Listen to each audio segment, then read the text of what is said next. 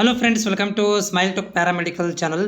Friends, ನಮ್ಮ DHI course diploma health inspector course complete ಮಾಡಿರುವಂಥ ಅಭ್ಯರ್ಥಿಗಳಿಗೆ ಕೆಇದಿಂದ ಏನಾದರೂ ಮಾಹಿತಿ ಇದೆ ಅಂತ ಹೇಳಿ ನಾವು ಪ್ರತಿದಿನಾನು ಕೂಡ KPSC ಮತ್ತು KEಗಳನ್ನು ವಿಸಿಟ್ ಮಾಡ್ತಾನೆ ಇರ್ತೇನೆ.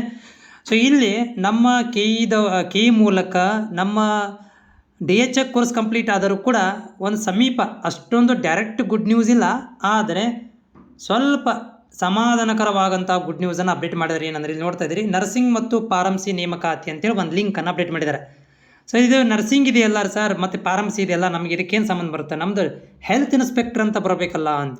ಇದು ಜಸ್ಟ್ ಲಿಂಕ್ ರೀ, ಇದು ಒಂದು ಏನಪ್ಪ ಅಂದರೆ ಜಸ್ಟ್ ಮೇನ್ ಲಿಂಕ್, ಇದು ಅಷ್ಟೇ ಮೇಜರ್ ಲಿಂಕು.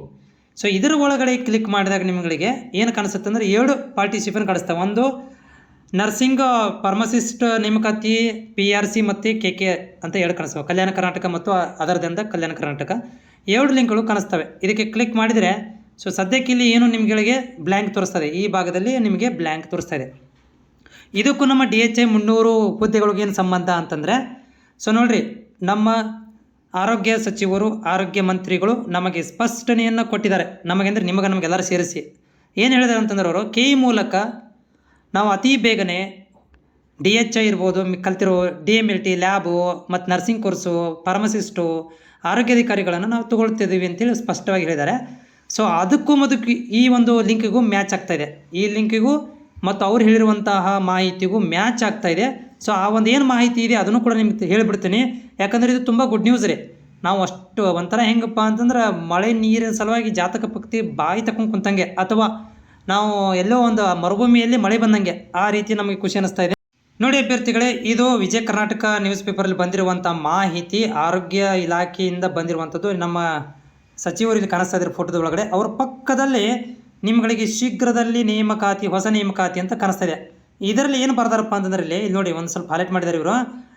ರಾಜ್ಯದ ಆರೋಗ್ಯ ಇಲಾಖೆಯಲ್ಲಿಡುವಂಥ ಪ್ರಾಥಮಿಕ ಆರೋಗ್ಯ ಕೇಂದ್ರಗಳಲ್ಲಿ 1,000 ಸಿಬ್ಬಂದಿ, ಅದರಲ್ಲಿ 1,000 ಸಿಬ್ಬಂದಿ, ಅದರಲ್ಲಿ ದಾದಿ ಅಂದರೆ ನರ್ಸಿಂಗು, ಲ್ಯಾಬ್ ಟೆಕ್ನಿಷಿಯನು, ಫಾರ್ಮಸಿಸ್ಟು ಸೇರಿದಂತೆ ಹಲವು ಹುದ್ದೆಗಳನ್ನು ನೇಮಕಾತಿ ಆರ್ಥಿಕ ಇಲಾಖೆ ಅನುಮೋದನೆ ನೀಡಿದೆ.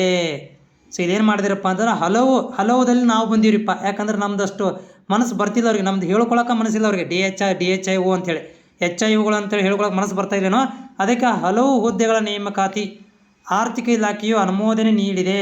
KE ಮೂಲಕ ಅತಿ ಶೀಘ್ರದಲ್ಲೇ 3,500 ನೇಮಕಾತಿಗಳನ್ನು ಅನುಮೋದನೆ ದೊರಕಿದ್ದು, ನೇಮಕಾತಿ ವಿಶೇಷ ರೀತಿಯಲ್ಲಿ ಮಾಡಲು ನಿಯಮಗಳನ್ನು ಮಾಡಲಾಗಿದೆ. 1.5 ತಿಂಗಳಲ್ಲಿ 200 MBBS ಹುದ್ದೆಯನ್ನು ಸೇರಿಸಿಕೊಂಡಿದ್ದಾರೆ. ಓಕೆ, ಇದು ಬೇಡ, ಇದೆ ನೋಡಿರಿ, ಇದು ಇಂಪಾರ್ಟೆಂಟ್ ನಮಗೆ.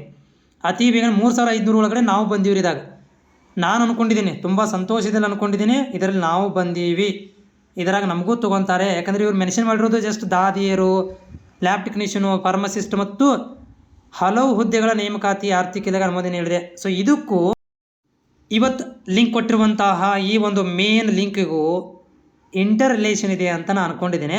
ಇದರಲ್ಲೇ ನಮ್ಮ ನರ್ಸಿಂಗ್ ಇರ್ಬೋದು, ಫಾರ್ಮಸಿಸ್ಟ್ ಇರ್ಬೋದು, ಮತ್ತು ಲ್ಯಾಬ್ ಟೆಕ್ನಿಷಿಯನ್ಸು ಮತ್ತು ನಮ್ಮ HIOಗಳದ್ದು ಕೂಡ ಭರ್ತಿ ಮಾಡ್ಕೊತಾರೆ ಅಂಥೇಳಿ ನಾನು ಬಲವಾಗಿ ನಂಬಿದ್ದೇನೆ. ಮುಂದಿನ ದಿನಗಳಲ್ಲಿ ಬರ್ಬೋದು ಕೂಡ ಅಂತ ಅಂದ್ಕೊಂಡಿದ್ದೇನೆ.